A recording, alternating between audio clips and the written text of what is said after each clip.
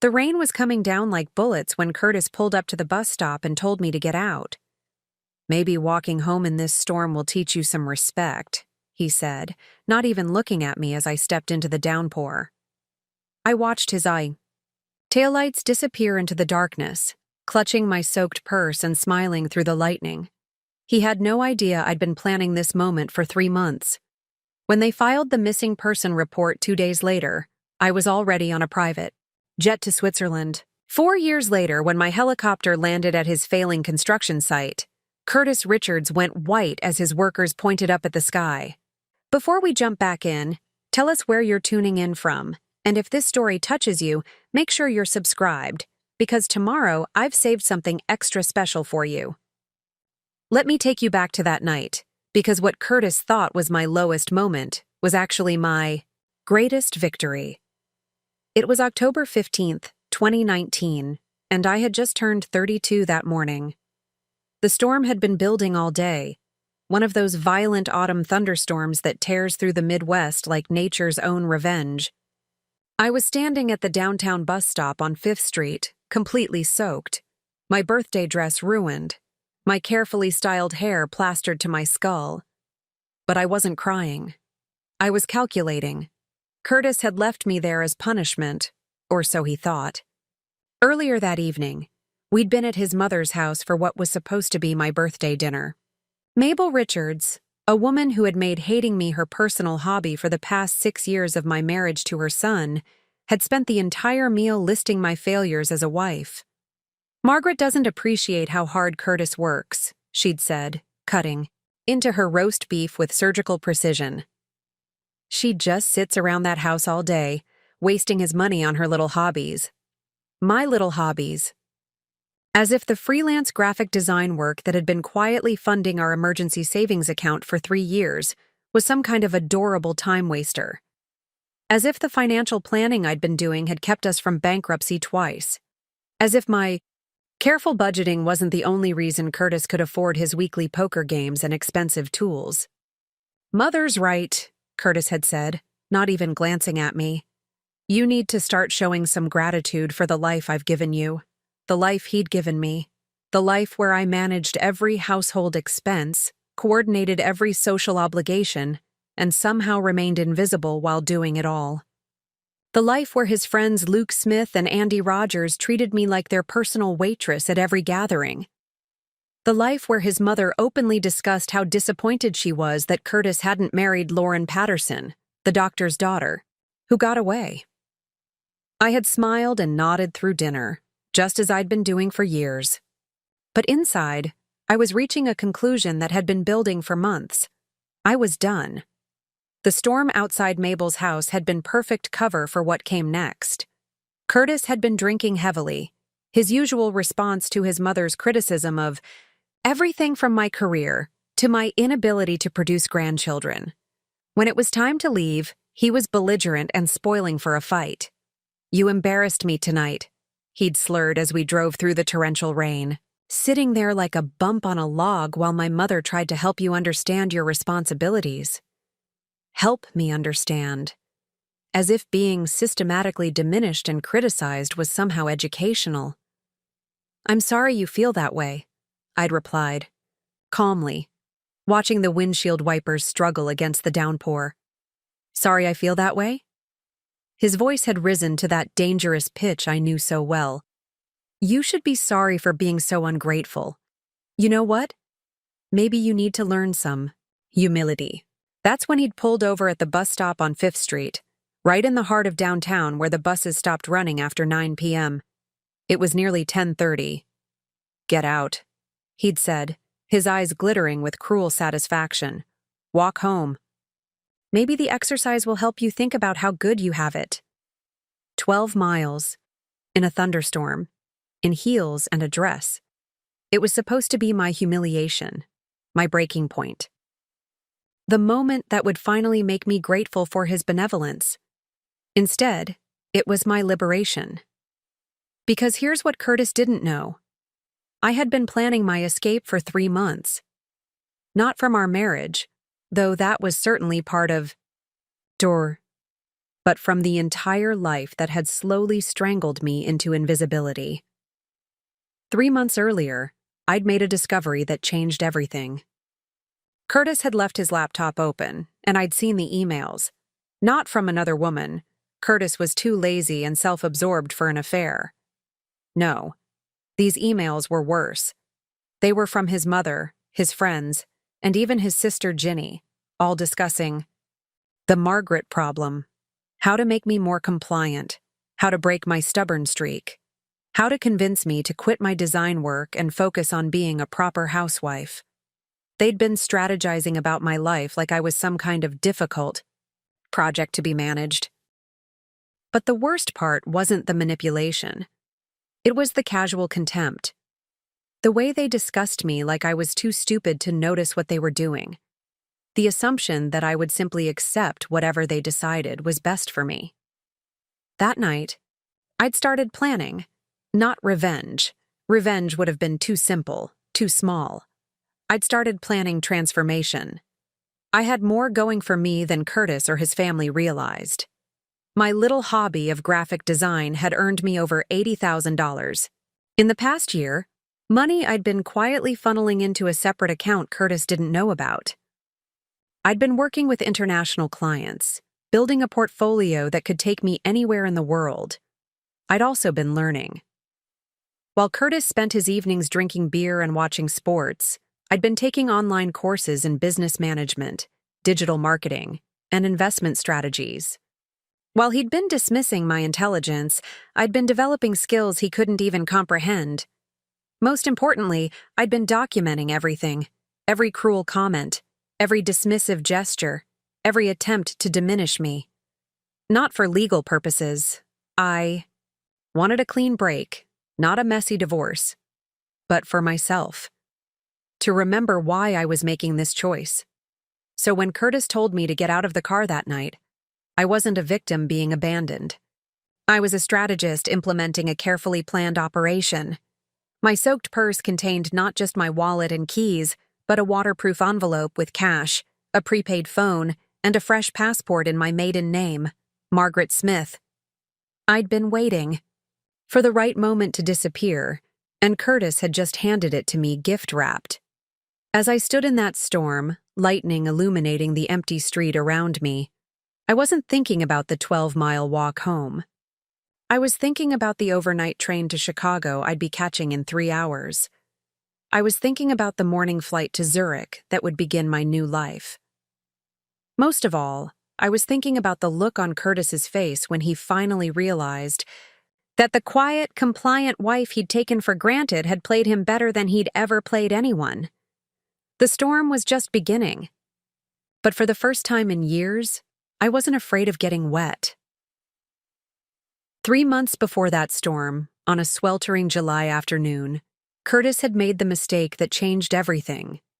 He'd left his laptop open on our kitchen table while he went to take a shower, his Gmail account logged in and displaying an email chain that would shatter any remaining illusions I had about my marriage. The subject line read, "The Margaret Situation, Family Meeting Notes." My hands froze over the keyboard.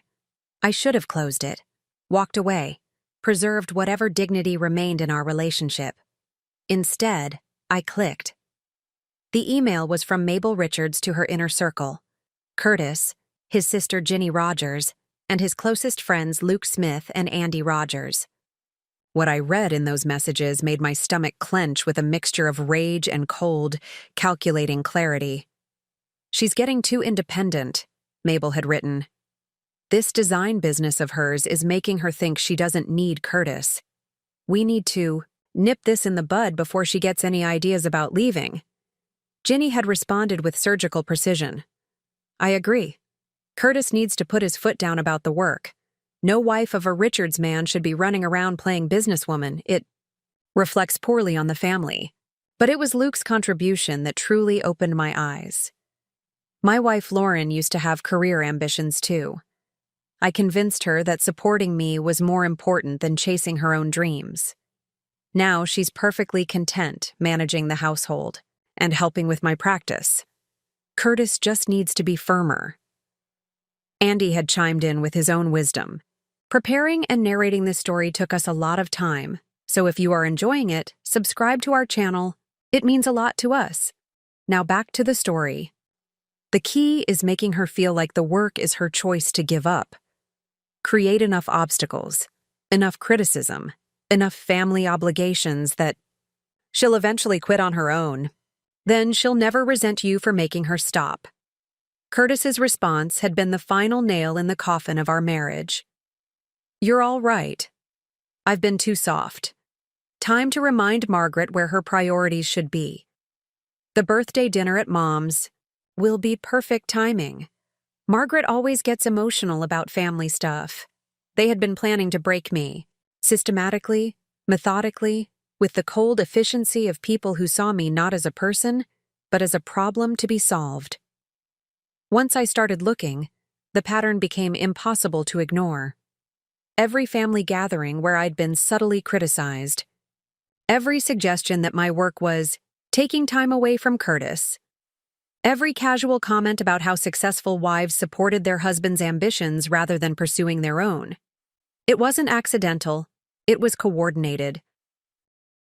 I scrolled through months of emails, each one revealing another layer of manipulation.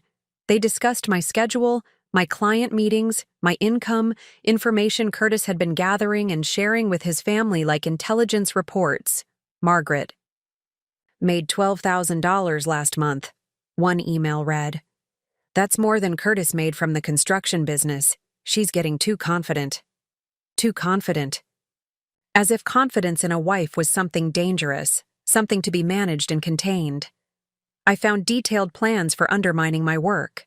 Mabel scheduling family emergencies during my important client presentations. Ginny calling with urgent needs right before my deadlines. Curtis picking fights the night before big meetings, ensuring I'd be emotionally drained and off my game. They'd been sabotaging me for over a year, and I'd been too trusting, too focused on keeping peace, to see it. But their emails revealed something else, something they didn't fully understand, the true state of Curtis's business. While they'd been focused on diminishing my income, they'd been ignoring how much we actually needed it. Richard's construction was failing. Curtis had been lying to everyone, including his family, about how bad things had gotten. The poker games, the expensive tools, the casual spending, it was all being funded by my design work. Without my income, we would have lost the house 18 months ago. I screenshot every email, every financial record I could access, building a comprehensive picture of our real situation. Curtis wasn't the successful provider his family believed him to be. He was a man whose pride was so fragile that he'd rather destroy his wife's confidence than admit he needed her help. That night, after Curtis came out of the shower and casually closed his laptop, I started a new email account under my maiden name, Margaret Smith. I forwarded everything to myself, creating a digital trail that would remind me, on the days when I might weaken, exactly why I was making this choice. Over the following weeks, I took inventory of everything I'd built while Curtis and his family had been dismissing my work as a hobby. My client list included 3 international companies, 2 Fortune 500 corporations, and a growing roster of small businesses who paid premium rates for my brand development work. I wasn't just good at what I did, I was exceptional. My designs had won industry awards Curtis had never bothered to acknowledge. My strategies had increased client revenues by measurable percentages. My reputation in the design community was solid enough that I could work from anywhere in the world. While Curtis struggled to manage a small construction business in one city, I'd been building a global brand from our kitchen table. The irony was staggering.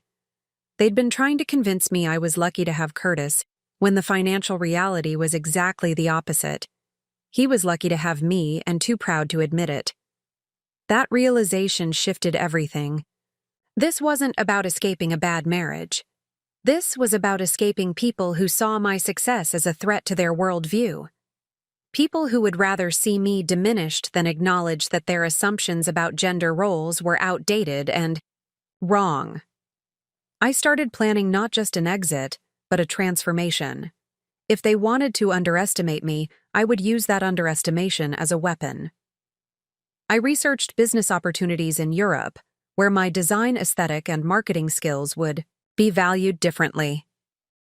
I identified markets where American expertise in digital branding was in high demand.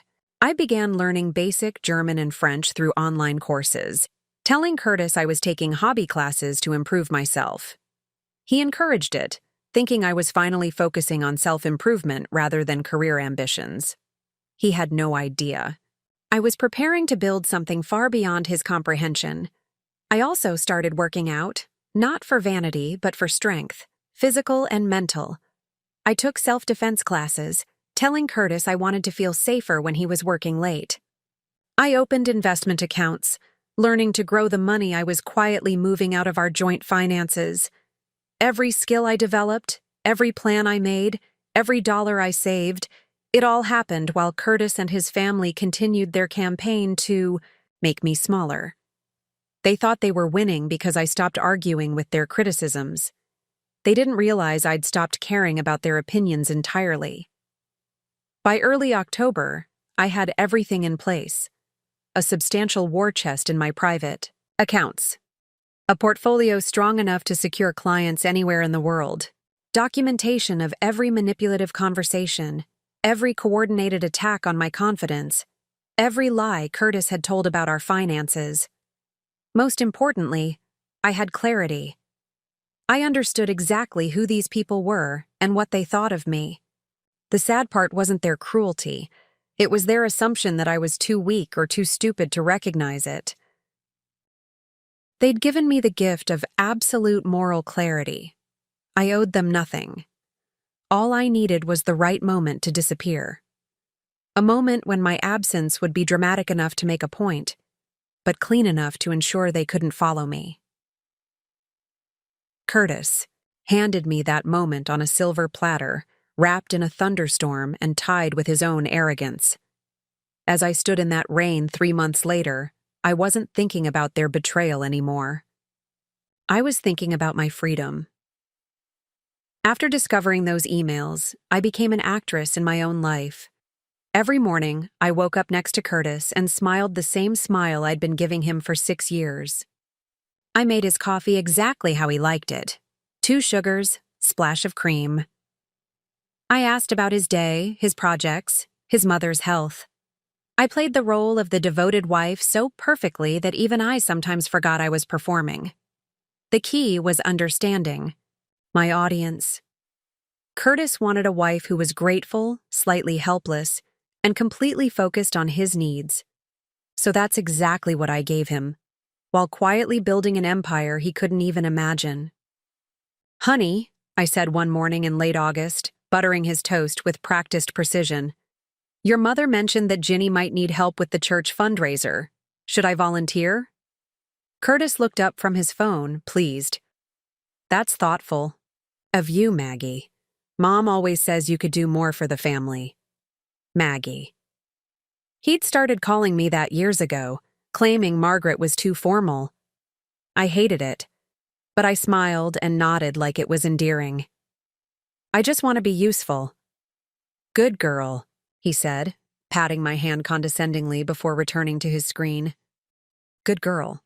As if I were a well-trained pet receiving praise for sitting on command. But while Curtis saw compliance, I was gathering intelligence. Every family event became an opportunity to study my opposition. Every conversation revealed more about their plans, their weaknesses, their assumptions about my capabilities. My days developed a careful rhythm. Mornings belonged to Curtis, making breakfast, discussing his schedule, playing the supportive wife. But once he left for the construction site, I transformed into someone he'd never met. Margaret Smith, international brand consultant. I worked from our converted spare bedroom, which Curtis dismissively called my craft room. He had no idea that from this small space, I was managing projects across 3 continents. While he struggled to coordinate local construction jobs, I was developing marketing strategies for companies in London, Berlin, and Tokyo. My client calls happened during his work hours. Video conferences were scheduled around his routines. International collaboration occurred while he watched television, completely unaware that the woman bringing him beer and pretzels was simultaneously closing deals worth more than his annual income. The irony was delicious. Curtis often complained about wives who didn't understand business, never realizing he was married to someone who understood it better than he did. I built systems to maintain my double life. Separate phone lines routed through my laptop. Business correspondence forwarded to an address Curtis didn't know about. Financial transactions carefully timed to avoid his attention. Every detail managed with the precision of a covert operation. Because that's exactly what it was. Curtis's family made excellent unwitting informants. They spoke freely around me, treating me like furniture that occasionally needed instructions. Their casual conversations revealed everything I needed to know about their dynamics, their finances, and their plans. At Sunday dinners, I learned that Luke Smith's medical practice was struggling with malpractice insurance costs. His wife, Lauren, had been forced to take a part-time job at a dental office, despite his previous claims about her being perfectly content managing their household. The irony was lost on everyone except me. Andy Rogers bragged about his real estate investments, but I noticed the stress lines around his eyes when he thought no one was looking. A quick online search revealed 3 properties in foreclosure proceedings. His expertise in managing wives apparently didn't extend to managing money. Ginny Rogers, Curtis's sister, spent these gatherings complaining about her husband Omar's lack of ambition. She wanted him to demand a promotion at the accounting firm, where he worked, but Omar preferred steady income to risky advancement. Their marriage was a constant power struggle disguised as domestic harmony. Even Mabel Richards, the family matriarch, wasn't as secure as she pretended. She'd been living off Curtis's father's life insurance for 15 years, but those funds were dwindling. Her criticism of my career wasn't just about control. It was about fear that I might become more successful than her son. These people who spent so much energy managing my life were barely managing their own. While playing the dutiful daughter-in-law, I quietly investigated Curtis's business finances. What I discovered was worse than I'd suspected from the emails. Richard's construction wasn't just struggling, it was systematically failing. Curtis had been taking deposits for projects he couldn't complete. He'd borrowed against equipment he didn't own. His tax situation was a disaster of missed payments and mounting penalties. The business that Mabel constantly praised as evidence of her son's success was actually a house of cards held together by my design income and desperate financial maneuvering. I found unpaid invoices dating back 8 months, supplier accounts and collections, insurance policies that had lapsed due to non-payment. Curtis had been robbing Peter to pay Paul for so long that he'd forgotten which debts were which. The most damning discovery was a second mortgage on our house that Curtis had taken without my knowledge, forging my signature on documents I'd never seen. The money had disappeared into the construction business, meaning our home was collateral for his professional failures. Every family dinner where Mabel criticized my financial contributions became more surreal. They were literally depending on the income they were trying to convince me to abandon. While Curtis spent his evenings drinking beer and watching sports, I used the time to prepare for my new life. I enrolled in online courses under my maiden name, studying international business law, European tax structures, and global marketing trends. I joined professional networking groups, attending virtual conferences where industry leaders discussed opportunities in emerging markets. I learned about business incubation programs in Switzerland, startup accelerators in Berlin, and consulting opportunities in London. Most importantly, I studied languages. German through Duolingo during my lunch breaks, French through evening podcasts while Curtis watched television, Italian through morning apps while he slept off his hangovers. Every new phrase I learned was another step away from the life they'd planned for me. Curtis occasionally noticed my headphones and language learning materials. "Still working on those hobby classes?" he'd ask with amused condescension. "Just trying to improve myself," I'd reply, which was absolutely true, just not in the way he imagined. The hardest part wasn't planning the logistics of my escape. It was managing the emotional weight of living a lie. Every kind gesture from Curtis carried the knowledge of his betrayal. Every family gathering included people who were actively plotting to diminish me. Every conversation required careful monitoring to maintain my cover. I started seeing a therapist, paying cash to avoid insurance records Curtis might notice. Dr. Patricia Chen helped me understand that my anger wasn't destructive. It was clarifying. The rage I felt wasn't something to overcome, but something to channel into determination. "You're not leaving a marriage," she told me during one session. "You're leaving a conspiracy." That perspective changed everything. I wasn't abandoning a relationship. I was escaping people who saw me as an obstacle to their vision of how the world should work. My departure wasn't selfish, it was necessary. I practiced emotional detachment, learning to observe Curtis and his family like an anthropologist studying an unfamiliar culture. Their assumptions about gender roles, their casual cruelty, their absolute confidence in their right to control my choices. It all became data rather than personal attacks. By September, I could listen to Mabel's criticisms without feeling hurt. I could watch Curtis dismiss my opinions without getting angry. I could endure their condescension with perfect composure because I knew something they didn't. I was already gone. I was just waiting for the right moment to make it official. 2 weeks before my 32nd birthday, I discovered the final piece of their plan. Curtis had forgotten to close his laptop again. Or maybe his arrogance had reached the point where he didn't think I was smart enough to understand what I was reading. Either way, the email thread titled "Birthday Intervention Plan" laid out their complete strategy for my emotional destruction. The plan was elegant in its cruelty. They'd been coordinating for months. Each family member assigned a specific role in what they called reality adjustment therapy. The birthday dinner at Mabel's house wasn't just another family gathering. It was a carefully orchestrated intervention designed to break my spirit once and for all. "The key is making her feel isolated," Mabel had written. "Every woman at the table needs to reinforce how unusual and selfish her career focus is. We'll share stories about successful marriages where wives prioritize family over personal ambition." Ginny had volunteered to bring up my childlessness. "I'll mention how Lauren Smith has been talking about trying for a second baby, and how fulfilled she seems since focusing on family. Margaret's biological clock is ticking.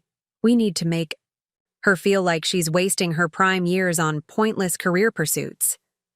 Luke had committed to sharing medical perspective on work-related stress in women. As a doctor, his words would carry authority when he discussed how career pressure could damage a woman's health and fertility. "I'll recommend she consider stepping back from work stress for her own well-being," he'd written. Andy's role was to question the legitimacy of my business entirely. "I'll ask detailed questions about her client base, tax obligations, and business registration. Most women doing freelance work don't understand the legal implications.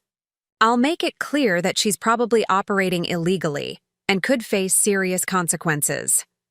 Curtis's job was to deliver the final blow. After his family had spent the evening undermining my confidence and questioning my choices, he would offer the solution. "I'll suggest she take a break from work to focus on our marriage and starting a family. I'll frame it as romantic, wanting to provide for her so she doesn't have to worry about money anymore." The email chain included backup strategies if I proved resistant to their initial approach, escalation tactics, ways to make my work life more difficult, plans to sabotage my client relationships if I didn't voluntarily step back. Reading their coordination was like discovering that people you'd trusted had been plotting your assassination, except instead of killing your body, they wanted to murder your spirit, your independence, your sense of self-worth. But the conspiracy went deeper than I'd realized. The email threads revealed that other family friends had been recruited into their campaign. People I'd considered neutral had been quietly gathering intelligence and reporting back to Mabel. Sarah Chen from Curtis's poker group had been asking her husband questions about my business practices, then sharing my responses with the family. When I'd mentioned a difficult client situation at a barbecue, thinking I was just making conversation, Sarah had reported every detail to Mabel as evidence of my inability to handle professional stress. Even our neighbor, Mrs. Patterson, Lauren's mother, had been monitoring my work schedule and reporting on my excessive business calls. The times I'd stepped outside to take international client calls had been logged and interpreted as evidence that my work was taking over our home. They'd turned my entire social circle into unwitting surveillance. Every casual conversation had been mined for information. Every moment of frustration or uncertainty had been documented and weaponized. The isolation hadn't been accidental. They'd been systematically cutting me off from anyone who might support my career ambitions or question their traditional family values. When I'd mentioned wanting to join a local business networking group, Ginny had convinced me it would be too time-consuming. When I'd considered taking a graphic design course at the community college, Mabel had scheduled family emergencies every night the class met. They'd been managing my social environment as carefully as a prison warden managing inmates. The most damaging revelation was how they'd been undermining my business behind my scenes. The coincidental family emergencies that always seemed to happen during my important client presentations weren't coincidental at all. They'd been deliberately scheduled to sabotage my professional reputation. Andy Rogers, with his real estate connections, had been spreading subtle rumors about my business practices among local entrepreneurs. Nothing actionable or legally problematic, but enough to create doubt about my reliability and professionalism. He'd been poisoning potential local client relationships before I even knew they existed. Curtis had been more direct in his sabotage. I found evidence that he'd been intercepting some of my business mail, claiming packages had been misdelivered when they contained important contracts or payments. The delays in project timelines that I'd attributed to postal service problems had actually been manufactured by my own husband. Most shocking was the discovery that Mabel had been calling my clients directly, claiming to be concerned about Margaret's health and work-life balance. She'd presented herself as a worried family member, suggesting that I was overwhelmed and might need to scale back my commitments. 2 clients had terminated contracts early after these calls, and I'd never understood why. They hadn't just been trying to convince me to quit my career. They'd been actively sabotaging it while I tried to maintain it. Their emails revealed how they saw me, and it was more insulting than I'd imagined. They'd created a psychological profile that painted me as delusional, stubborn, and fundamentally confused about my role in life. Margaret has always been prone to grandiose thinking, Mabel had written. Even as a girlfriend, she had unrealistic ideas about her capabilities. Curtis has been too patient with her fantasies. Ginny had been more clinical. She shows classic signs of what my psychology textbooks called role confusion. She genuinely believes she's as capable as a man in business, which is why gentle correction hasn't worked. She needs firm reality checks. Luke had added medical authority to their character assassination. From a health perspective, her obsession with work success could indicate underlying anxiety or depression. Women who reject traditional fulfillment often struggle with undiagnosed mental health issues. Andy had been the most direct. Bottom line, she's selfish. She married Curtis but wants to live like a single woman with a career. You can't have both without neglecting one, and she's choosing to neglect her marriage. They'd pathologized my ambition, medicalized my independence, and moralized my success. In their minds, any woman who wanted professional achievement was fundamentally broken and needed to be fixed. The final emails in the chain outlined their vision for my future, a future where I would become what they considered a proper wife. After breaking down my resistance to traditional gender roles, they planned to guide me toward what they saw as natural feminine fulfillment. Once Margaret accepts her role as a wife first, she'll be much happier, Mabel had written. I've seen this transformation in dozens of young women over the years.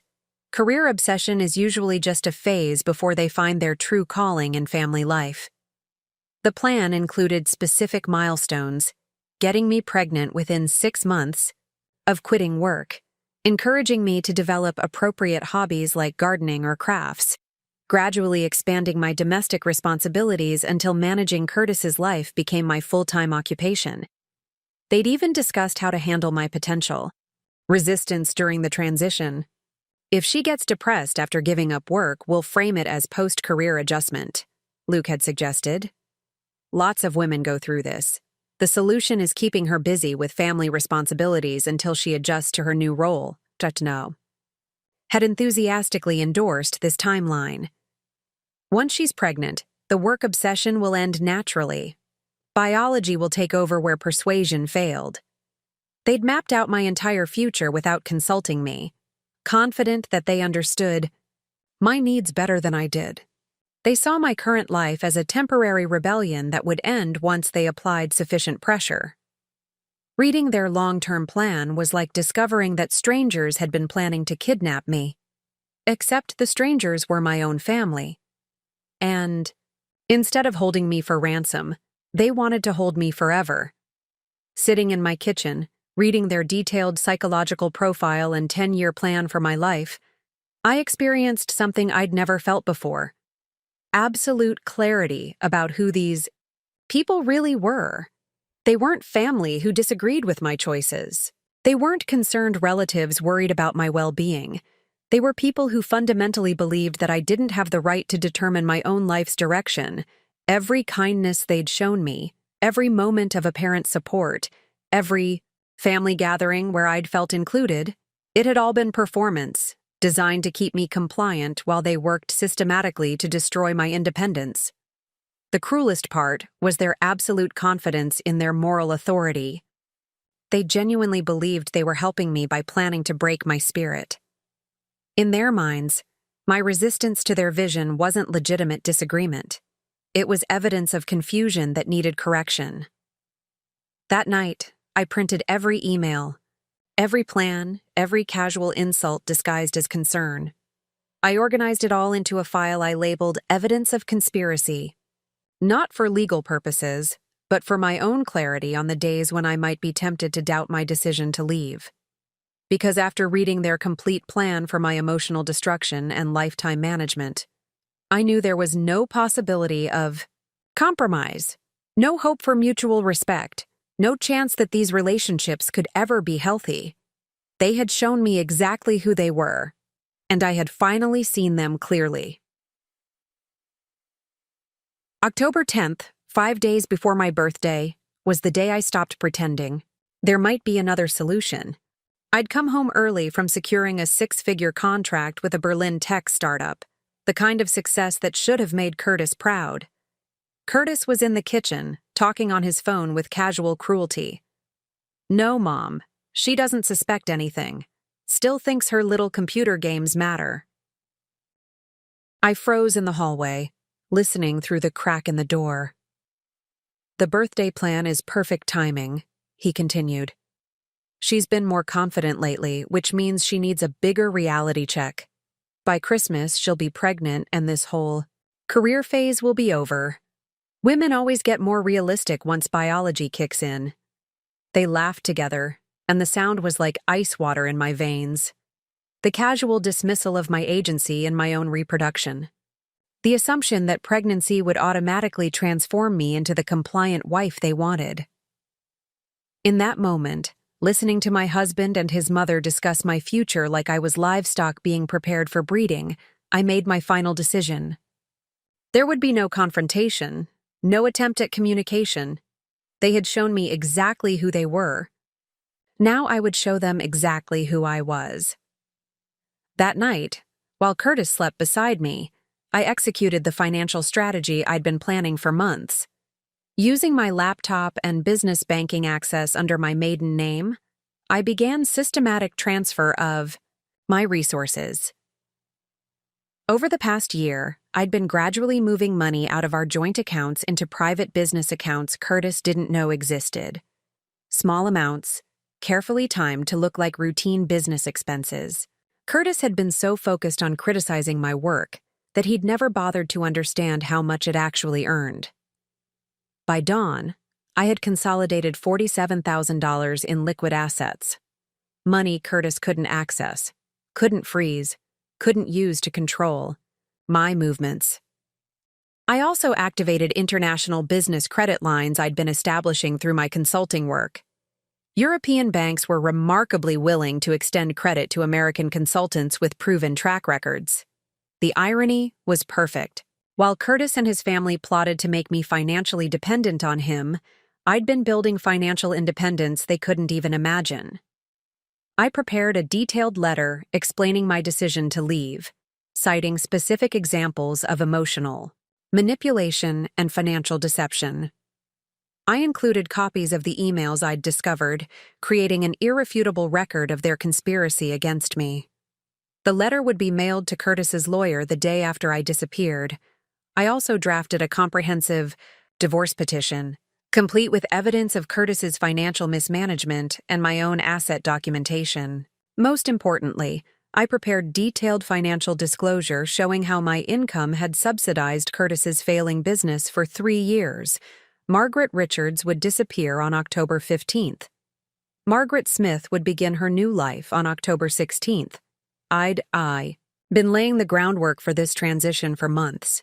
Business licenses, professional certifications, banking relationships, all established under my maiden name through my consulting work.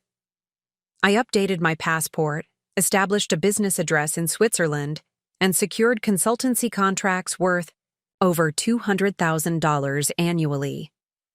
Most crucially, I secured the contracts that would fund my new life. 3 major European clients had already committed to long-term projects. I would be leaving Curtis's world not as a refugee, but as a successful entrepreneur, with confirmed income and professional standing. By October 14th, I was ready. Emotionally detached from the outcome, financially prepared for independence, and legally protected from retaliation. All I needed was the right moment to make my exit dramatic enough to ensure they would never see me as weak again. Curtis, in Tiao. His infinite arrogance was about to hand me that moment on a silver platter. The 5 days between my decision and my birthday became the most intense period of my life. Every moment had to be perfectly choreographed, every detail planned with military precision. I was preparing not just to leave, but to disappear so completely that they would never be able to find me. My morning routine remained exactly the same. Coffee for Curtis, pleasant conversation about his work schedule, the same smile I'd been wearing for 6 years. But every afternoon, while he was at the construction site, I transformed into someone he'd never met, a woman planning the most elaborate escape in modern relationship history. I systematically photographed every document. I might need birth certificate, social security card, college transcripts, professional certifications, medical records. I uploaded everything to encrypted cloud storage accessible only through accounts Curtis didn't know existed. The originals went into a waterproof envelope hidden in my old college backpack. My digital disappearance required careful orchestration. Over the past months, I'd been gradually shifting my entire online presence away from accounts Curtis could access. New email addresses, new social media profiles, new professional networking accounts, all under my maiden name, all invisible to anyone from my current life. I wiped my laptop's hard drive and installed software that would encrypt everything and route my internet traffic through virtual private networks. If Curtis tried to track my online activity after I left, he would find nothing. My digital footprint would simply stop on October 15th. I created decoy social media activities scheduled to post automatically for weeks after my departure. Pictures from our photo albums, generic status updates about weather and daily life, carefully crafted to suggest I was still living my normal routine. I purchased a new phone under my maiden name and gradually transferred all my important contacts and business relationships to the new number. On October 16th, Margaret Richards's phone would go silent forever, while Margaret Smith's phone would already be fully operational. Creating a secure financial foundation required months of careful maneuvering. I'd been establishing business relationships with European banks since July, using my consulting income to build credibility with international financial institutions. By October, I had business accounts in Switzerland, Germany, and the United Kingdom. I liquidated every asset I could access without triggering suspicion: jewelry, inherited items, even the modest stock portfolio I'd built from my grandmother's inheritance. Everything convertible to cash was quietly sold and transferred to my international accounts. The most satisfying part was discovering how much money I'd actually saved over the years. While Curtis spent freely on tools, poker games, and weekend trips with his friends, I'd been quietly building emergency funds he'd forgotten existed. My consulting business had been building toward this moment for months without Curtis realizing it. Every new client I secured, every contract I negotiated, every professional relationship I developed was designed to be location-independent and culturally transferable. I spent the week confirming my major contracts and explaining to clients that I would be relocating my operations to Europe for expanded market access. This was received enthusiastically. American marketing expertise was highly valued in European markets. I also secured 3 new major contracts scheduled to begin in November, ensuring that my income stream would actually increase after my departure. Curtis's family had spent months trying to convince me that my work was a hobby that couldn't support me independently. They were about to discover how wrong they'd been. The hardest part wasn't logistical, it was psychological. I had to prepare myself to hurt people I'd once loved, even though they'd been systematically hurting me for years. I wrote letters I would never send, expressing everything I'd wanted to say during 6 years of marriage. The exercise helped me process my emotions without compromising my operational security. The most difficult letter was to Curtis himself. Not an explanation. He didn't deserve my emotional labor, but a legal notification that our marriage was over and that I would be filing for divorce. The letter was cold, factual, and included copies of the emails I'd discovered. On October 14th, the night before my birthday, I lay in bed next to Curtis and smiled in the darkness. Tomorrow, he would drive me to that bus stop thinking he was teaching me humility. Instead, he would be delivering me to my freedom. Every detail was in place, every contingency planned, every bridge prepared for burning. I was ready. October 15th. Dawned clear and cold. I woke up before my alarm, my body electric with anticipation. Curtis was still sleeping, completely unaware that this would be the last morning we would ever share a bed. When Curtis stumbled downstairs, I greeted him with the brightest smile I'd worn in months. "Happy birthday to me," I said cheerfully, setting his coffee mug down exactly where he expected it. "Ready for tonight?" he asked, taking a sip of coffee. "I can't wait," I replied, and for the first time in years, I meant it completely. "I have such a good feeling about today." Curtis looked pleased, probably interpreting my excitement as evidence that their plan was already working. "Mom's really looking forward to it. She has some things she wants to discuss with you. I've been thinking a lot lately about family, about priorities. I think tonight might be exactly what I need." The confusion in his eyes was delicious. He'd expected me to be apprehensive about facing his family's criticism, not genuinely excited about it. While Curtis went to work, I spent my birthday executing the final phase of my escape plan. I confirmed my transportation arrangements, the car service that would pick me up from the bus stop, the overnight train to Chicago, the morning flight to Zurich. My few precious possessions were already secured in a storage unit across town, moved there gradually over the past week in boxes labeled old college stuff that Curtis had helped me carry without suspicion. The house would be left exactly as Curtis expected to find it when he returned. My clothes in the closet, my toiletries in the bathroom, my laptop charging on the kitchen counter. The only things missing would be items so small he might not notice, their absence for days. I spent the afternoon preparing one final surprise, an envelope containing printed copies of every email, every plan, every casual cruelty they'd shared about me.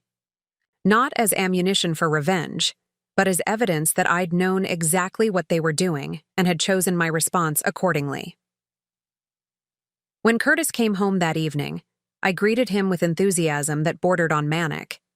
I'd chosen my outfit carefully, the blue dress he'd complimented months ago, the pearl earrings his mother had given me for Christmas, the wedding ring that would soon become evidence in divorce proceedings. "You look beautiful," he said, genuinely surprised. "I wanted to look special tonight," I replied. "I have a feeling this evening is going to change everything." Mabel's dining room was set like a stage for my execution. The good china, the formal table setting, the careful arrangement of family photos that emphasized traditional gender roles. Every detail designed to reinforce their message about proper feminine priorities. The birthday dinner proceeded exactly as their emails had outlined: casual questions about my work that grew progressively more critical, subtle references to my childlessness, medical advice about stress and fertility, gentle suggestions that I might be happier with different priorities. Responded to each attack with thoughtful consideration, as if I'd never heard these ideas before and found them fascinating. I asked follow-up questions, sought clarification, expressed gratitude for their concern. "You're all so wise," I said during dessert. "I can see why Curtis values your opinions so much. You've given me a lot to think about." Curtis reached over and squeezed my hand, his eyes bright with anticipation of victory. "I told you they care about you, Maggie. We all want what's best for you." "I know," I said softly. "And I think I'm finally ready to accept what that means." The satisfaction around the table was palpable. They thought they'd won. They thought I'd been broken by their coordinated assault on my confidence and independence. They had no idea that, in less than 3 hours, I would vanish from their lives forever, leaving behind only evidence of their conspiracy and the echo of their own arrogance. The final act was about to begin. The rain started just as we left Mabel's house, fat droplets, splashing against the windshield like tears from an angry sky. Curtis was unusually quiet during the drive, his jaw set in that familiar expression of righteous determination. "That was a wonderful evening," I said softly, watching the storm intensify outside. "Your family really opened my eyes tonight." "They care about you, Maggie," he said, his voice carrying that patronizing tone I'd grown to despise. "Sometimes caring means having difficult conversations." "I understand that now," I replied, my voice trembling with what Curtis interpreted as impending surrender. "I've been so selfish, so focused on my own wants instead of what's best for our family." The smile that spread across his face was predatory. This was the moment he'd been building toward for months, the complete acknowledgement of his authority over my choices, my ambitions, my very sense of self. The storm was getting worse, sheets of rain turning the familiar streets into a blurred waterscape. Curtis drove with the confidence of a man who believed he was rescuing me from my own delusions. When Curtis pulled over at the 5th Street bus stop, I felt a strange moment of gratitude. Not for what he was about to do, but for the absolute clarity of his character that this moment would provide. The rain was coming down in torrents now, the kind of storm that soaks through clothing in seconds. The bus stop offered minimal shelter, just a thin metal roof that seemed designed more for aesthetic purposes than actual protection. "Get out," Curtis said, his voice cold with manufactured authority. I turned to look at him, letting confusion and hurt play across my features. "Curtis, what are you doing?" "Teaching you a lesson you should have learned years ago," he replied, his eyes glittering with cruel satisfaction. "Maybe walking home in this storm will help you understand how good you have it." But it's 12 miles, I said, my voice breaking with perfectly calculated desperation. In this weather, Curtis, please, I'm sorry if I upset your family. You didn't mean to be selfish, he interrupted. You didn't mean to prioritize your little hobby over your marriage? Each question was a dagger thrust, designed to maximize psychological damage. He wanted me to feel small, helpless, dependent on his mercy for basic safety. I understand now, I whispered, stepping out into the storm. I'll do better, I'll be better. I hope so, he said, already putting the car in drive. For both our sakes.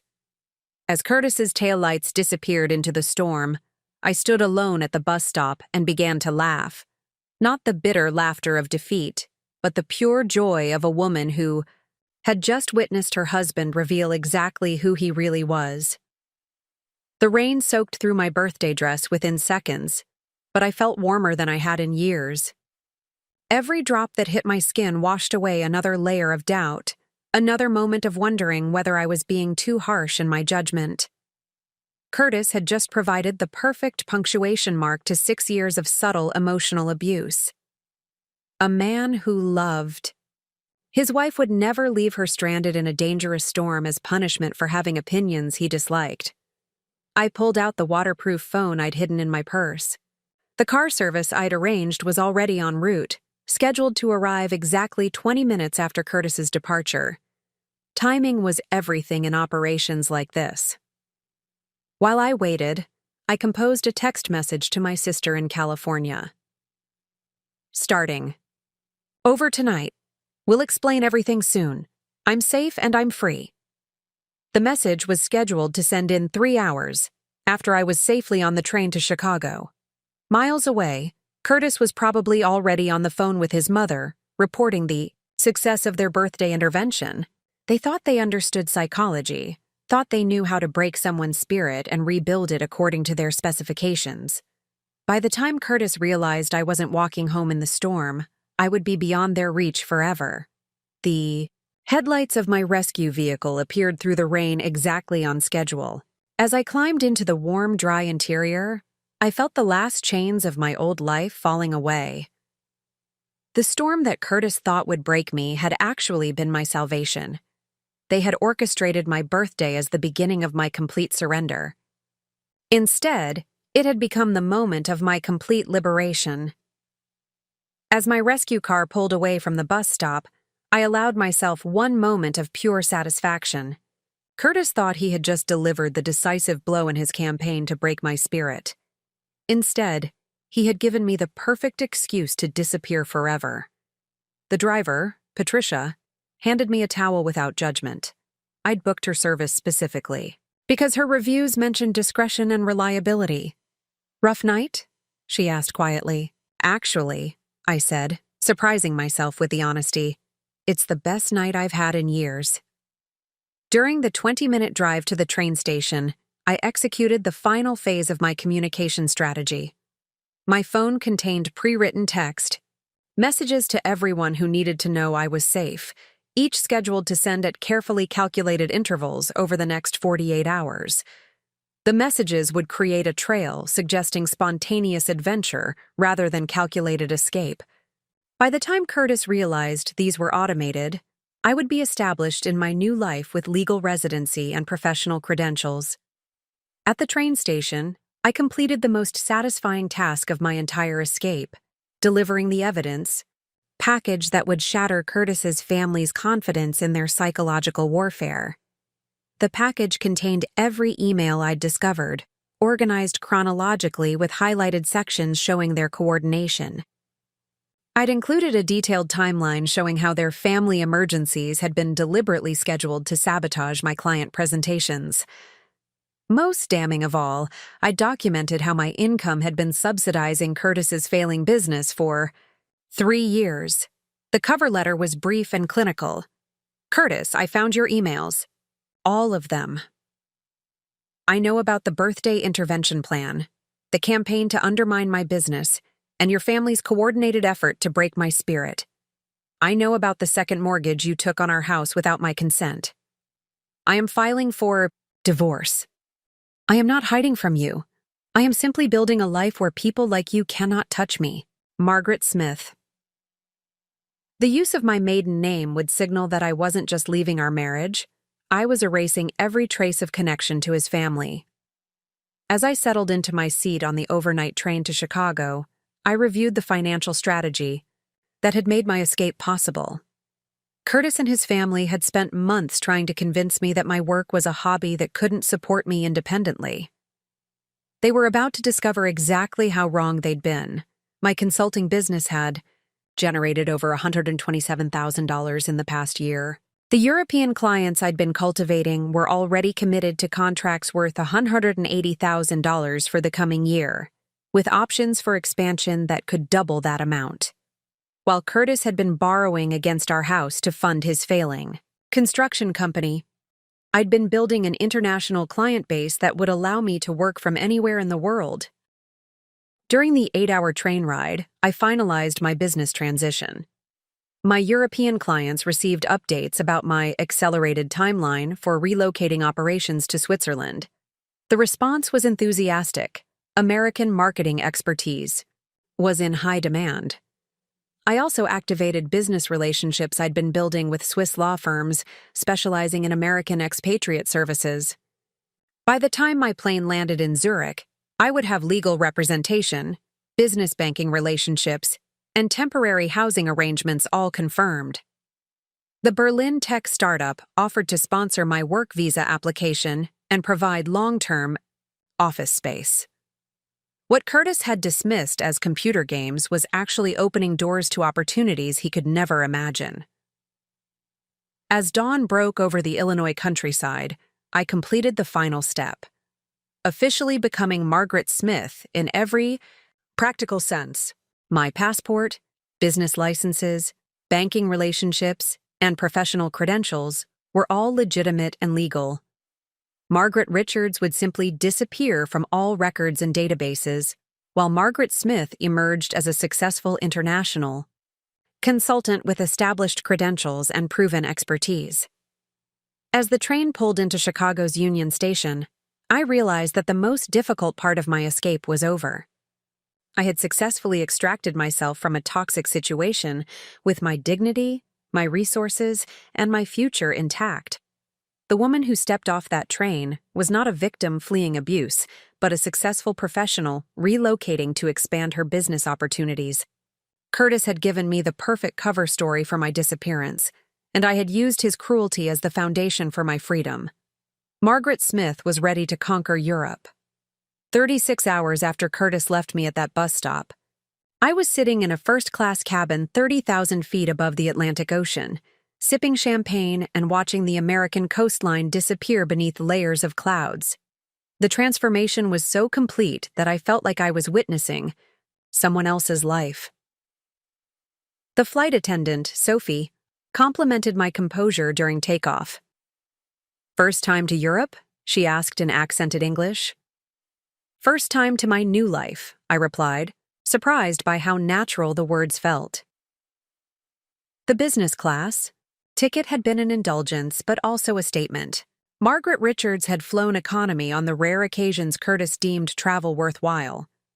Margaret Smith traveled in comfort because she understood that investing in her own well-being was sound business practice. During the 8-hour flight, I finalized my Swiss business registration and confirmed my temporary housing arrangements in Zurich. By the time I landed, Margaret Smith would be a legal resident with confirmed accommodation and active business operations. Landing in Zurich felt like stepping into a different universe. The airport was a monument to Swiss efficiency and cleanliness, everything arranged with precision that reflected the cultural values I hoped to adopt. My temporary housing was a fully furnished studio apartment in Seefeld, a neighborhood overlooking Lake Zurich. The rental had been arranged through a corporate housing service that specialized in international business relocations, lending legitimacy to my story of expanding operations to European markets. Standing at the window, looking out over the lake, toward the Alps in the distance, I felt something I hadn't experienced in years: complete control over my environment.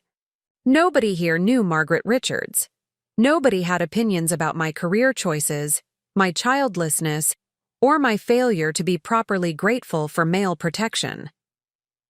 Establishing legal independence required careful coordination with both Swiss and American legal systems. The divorce papers I'd prepared before leaving were filed exactly as scheduled, with service of process handled by a law firm that specialized in international marital dissolution. Curtis's initial response was predictable: confusion, anger, and attempts to portray my departure as evidence of mental instability. His lawyer's letters, forwarded to my Swiss legal representation, alternated between threats and pleas for reconciliation that revealed how little he understood my motivation. The financial disclosure phase would be particularly damaging to Curtis's narrative.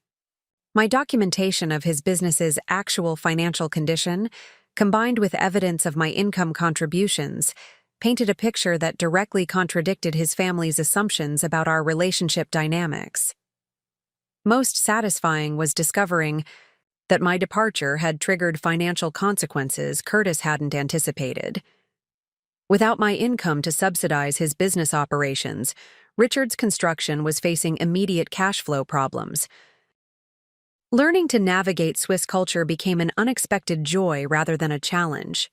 The directness of Swiss communication, their respect for professional competence regardless of gender, and their assumption that adults were responsible for their own decisions created an environment where I could flourish. My neighbor, Dr. Maria Hoffman, became my informal guide to Swiss social customs. Americans often think we are cold, she explained over coffee. But we simply believe that people should be judged by their capabilities rather than their personal relationships. This philosophy was liberating after years of having my worth evaluated based on my success as Curtis's wife, rather than my achievements as an individual. In Switzerland, nobody cared whether I was married, divorced, or childless. They cared whether I delivered results. I enrolled in German language classes and joined professional networking groups, building social connections based on shared interests and mutual respect rather than family obligations and traditional gender expectations. Despite my complete break from my previous life, I maintained discreet monitoring of Curtis and his family's activities. Not from nostalgia or desire for revenge, but from practical security concerns. The monitoring revealed that Curtis's initial disbelief had evolved into a narrative of victimization. He was telling anyone who would listen that I had suffered some kind of breakdown and abandoned our marriage without explanation. The evidence package I'd left behind was being dismissed as fabricated.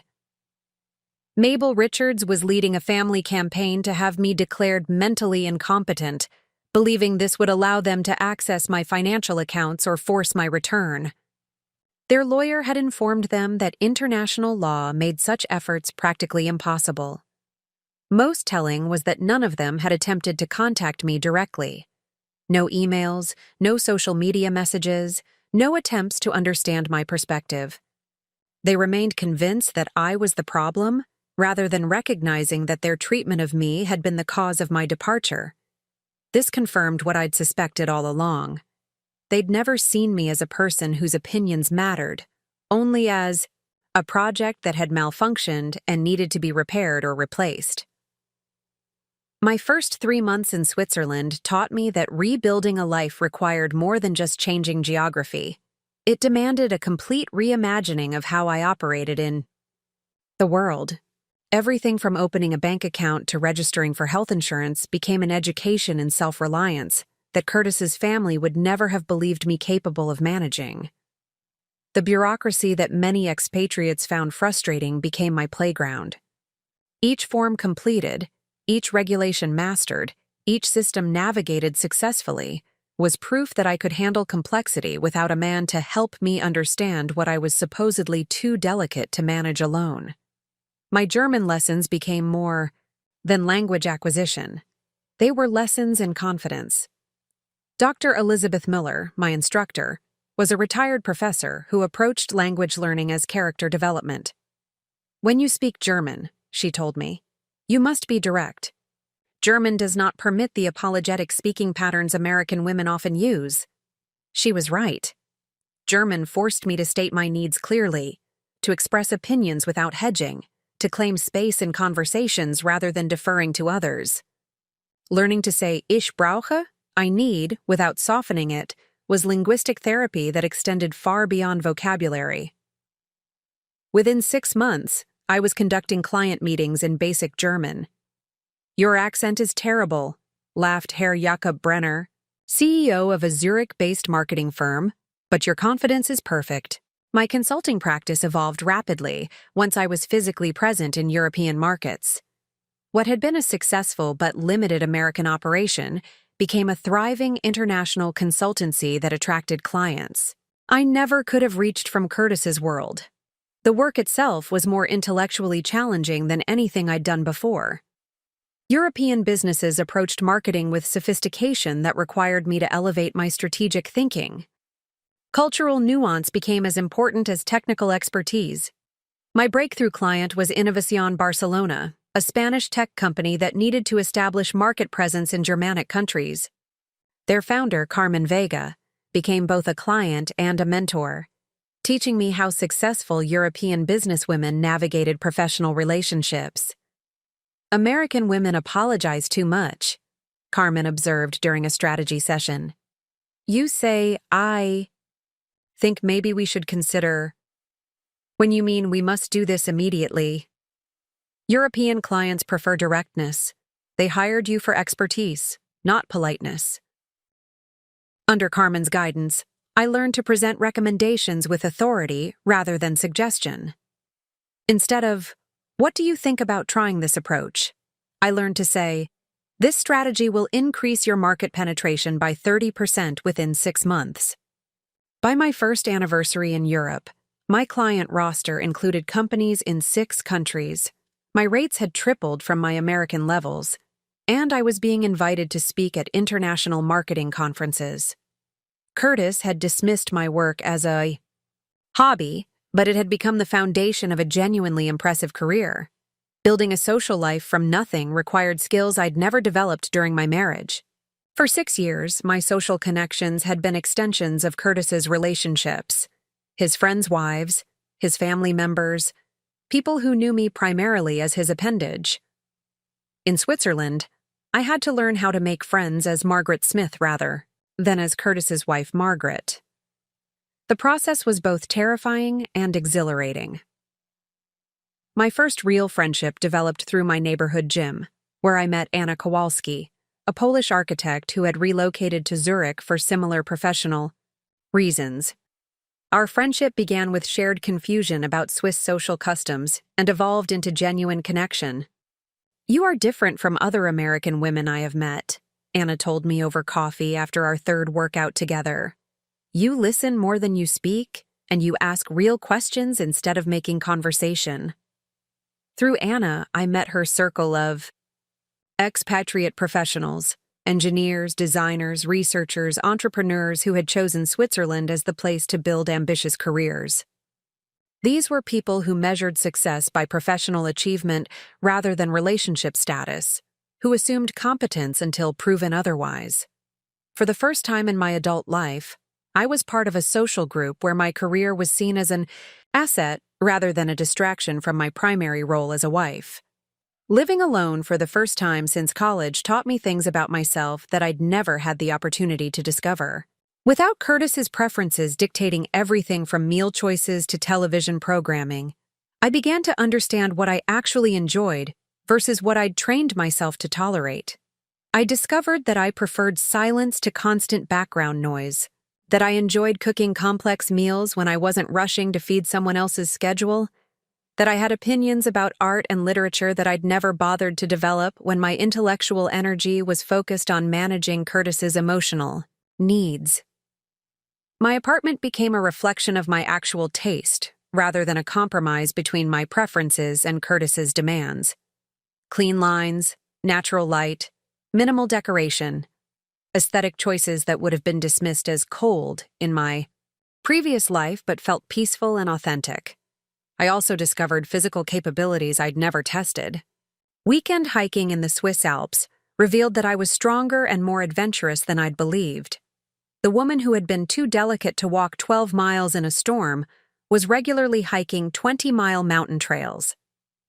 The most difficult aspect of rebuilding was excavating years of accumulated emotional damage and separating Curtis's opinions of me from my actual capabilities. Dr. Sarah Weber, my Swiss therapist, specialized in helping expatriates process the psychological aspects of major life transitions. "You speak about your former husband's views as if they were medical diagnoses," she observed during one session. "He said you were impractical, so you believe you are impractical, despite evidence that you successfully relocated to a foreign country and built a thriving business." The work of distinguishing between Curtis's projections and my actual traits required constant vigilance.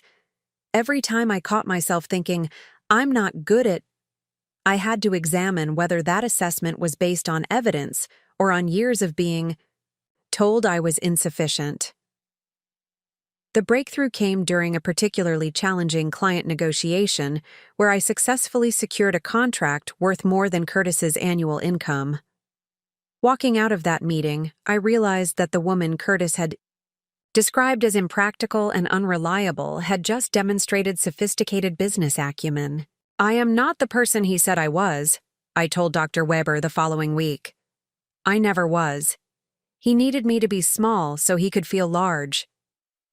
18 months into my Swiss life, Carmen Vega from Innovación Barcelona called with a proposal that would test capabilities I'd never known I possessed. Their presentation consultant had backed out of a crucial Milan investor meeting, and they needed someone who understood both American market psychology and European business culture. "The contract is worth 300,000 euros if we secure funding," Carmen explained.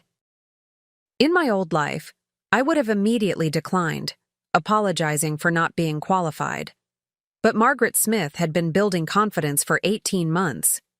"Tell me about the investors," I said instead. What followed was the most intensive week of my professional life. I immersed myself in venture capital psychology, studied the specific investors, and developed a presentation strategy that combined American directness with European sophistication. The work required skills I'd been developing without realizing it: cultural translation, high-stakes communication, strategic narrative development. The Milan presentation was scheduled for a conference room overlooking the fashion district. 5 investors, each representing different European markets, would decide whether to fund Carmen's expansion across 3 countries. Walking into that Milan conference room, I understood something profound about my own capabilities. The woman, who had been dismissed as too emotional for serious business decisions, was about to orchestrate a negotiation involving millions of euros. "Gentlemen," I began in fluent Italian that I'd been secretly perfecting, "Innovación Barcelona represents the convergence of American innovation psychology and European market sophistication." For 90 minutes, I guided the investors through a narrative that connected emotional psychology to market data, cultural trends to profit projections. I answered questions in 3 languages, switching seamlessly between analytical frameworks and intuitive insights. "Miss Smith," said Giuliano Rossi, the lead investor, "your analysis of consumer behavior patterns is remarkably sophisticated.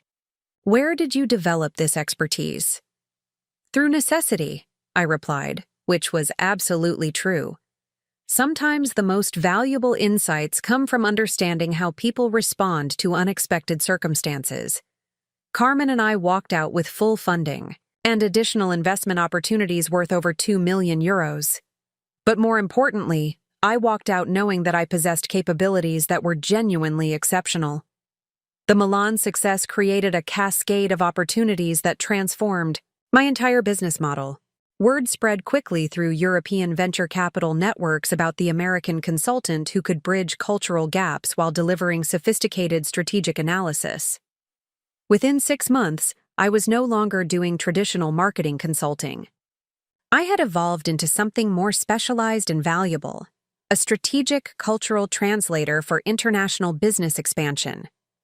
Companies planning to enter new markets hired me to decode consumer psychology, navigate cultural nuances, and develop communication strategies that worked across multiple countries simultaneously. My rates increased accordingly. Projects that once paid €5,000 now commanded $50,000. The work was more complex, the stakes higher, but my confidence had grown to match the challenges. The most satisfying client was a German automotive company expanding into American markets.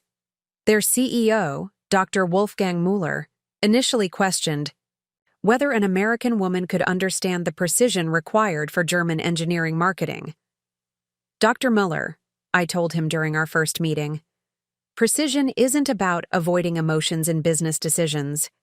It's about understanding exactly which emotions drive purchasing behavior and engineering your strategy accordingly. By the end of our 6-month engagement, their American market penetration had exceeded projections by 40%. Dr. Müller not only renewed my contract, but recommended me to 3 other German companies, describing my work as the most analytically rigorous marketing strategy we have ever implemented. My expertise in cultural business translation led to invitations to speak at international conferences. The first invitation came from the Swiss Business Council for a presentation on American consumer psychology in European markets. Speaking to an audience of 300 business leaders was terrifying until I realized that I had information they needed, insights drawn from years of experience that nobody else possessed. The response was overwhelming. My presentation was rated the highest of the conference, and I received 17 consulting inquiries within a week. This led to regular speaking engagements across Europe. London's International Marketing Summit, Berlin's Innovation Conference, Stockholm's Digital Strategy Forum. Each presentation refined my expertise and expanded my professional network. I was becoming recognized as a thought leader in a field I'd essentially created through necessity and determination. The speaking fees alone were generating more income than my entire consulting practice had earned in America. Curtis had been so wrong about my capabilities that it was almost comical. The woman he'd tried to confine to domestic roles was commanding audiences of international business leaders. Recognition from business media followed naturally from my speaking success. Harvard Business Review published my article on cultural bridge strategies for global market entry. The Financial Times featured my analysis of American tech companies' European expansion failures. Forbes included me in their 30 under 40 international consultants to watch list. Each publication opportunity reinforced what I'd learned about my own capabilities. I could synthesize complex information quickly, communicate sophisticated concepts clearly, and provide insights that experienced business leaders found valuable. These weren't skills Curtis or his family had ever acknowledged, because they'd never bothered to look for evidence of my intelligence. The media attention also provided security. As my professional reputation became established and publicly documented, it became increasingly difficult for anyone from my past to dismiss my success as temporary or insignificant. Margaret Smith was becoming a recognized expert whose opinions carried weight in international business circles. By my 2nd anniversary in Switzerland, I had become someone I might not have recognized during my marriage. Professionally accomplished, financially independent, intellectually confident, and emotionally self-sufficient, Margaret Smith was everything Margaret Richards had been prevented from becoming. The most profound change was internal. I no longer questioned my own judgment or sought external validation for my decisions. When business opportunities arose, I evaluated them based on strategic merit, rather than wondering whether I was qualified. When challenges emerged, I approached them as problems to be solved rather than evidence of my inadequacy. Curtis and his family had spent years trying to convince me that my ambitions were unrealistic, that my capabilities were limited, that my success was temporary or accidental. Living in Switzerland had proven that every one of their assessments had been wrong. I wasn't the person they'd described, and I never had been. I was the person I became when nobody was actively working to diminish me. 2.5 years after leaving Curtis at that bus stop, I received an offer that would have been inconceivable in my previous life. Henrik Larsson, CEO of Nordic Dynamics, one of Europe's largest consulting firms, wanted to hire me as their director of international strategy. "Margaret," he said during our lunch meeting overlooking Lake Zurich, "we've been watching your work for 18 months. Your cultural bridge methodology has become the gold standard for European companies entering American markets. We want to bring that expertise in-house." The salary offer was staggering, more than Curtis had ever earned in his best year, with equity stakes and performance bonuses that could multiply that amount significantly. But more than the money, the position represented recognition that I had developed expertise that major corporations considered invaluable. "I'm honored," I replied, "but I need to understand why you believe my approach is scalable to enterprise level." Henrik smiled. "Because you've proven something most consultants can't. That cultural translation isn't just about language or customs. It's about understanding the psychological frameworks that drive decision-making in different markets. That insight is worth millions to our clients." Joining Nordic Dynamics meant learning to lead teams rather than working independently. My first assignment was restructuring their North American expansion strategy for 3 major clients simultaneously, a challenge that required coordinating analysis across multiple markets, currencies, and regulatory environments. My team included 12 analysts from 7 countries, each bringing different cultural perspectives and professional backgrounds. During my marriage, Curtis had insisted I wasn't leadership material because I asked too many questions instead of giving direct orders. In the corporate environment, those questions became my greatest strength.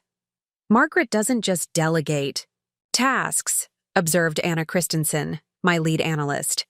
"She helps us understand why each analysis matters to the bigger picture.